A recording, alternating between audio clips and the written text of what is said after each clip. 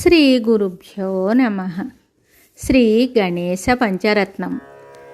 मुदाकरात्तमोदकं सदा विमुक्तिसाधकं कलाधरावतंसकं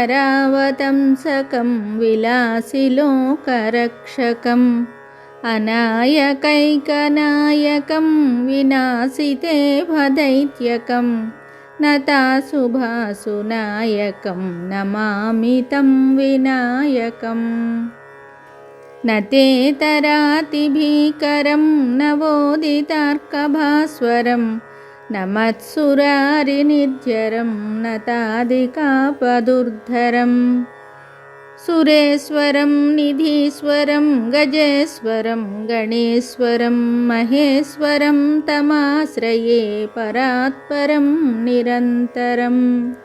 समस्तलोकशङ्करं निरस्तदैत्यकुञ्जरं दरेतरोदरं वरं वरे भवक्त्रमक्षरं कृपाकरं क्षमाकरं मुदाकरं यशस्करं मनस्करं नमस्कृतां नमस्करोमि भास्वरम् अकिञ्चनार्तिमार्जनं चिरन्तनोक्तिभाजनं पूरारिपूर्वनन्दनं सुरारिगर्वचर्वणं प्रपञ्चनाशभीषणं धनञ्जयादिभूषणं कपोलदानवारणं भजे पुराणवारणम् नितान्तकान्तदन्तकान्तिमन्तकान्तकात्मजम् अचिन्त्यरूपमन्तहीनमन्तराय कृन्तनं हृदन्तरे निरन्तरं वसन्तमेव योगिनां तमेकदन्तमेव तं विचिन्तयामि सन्ततम्।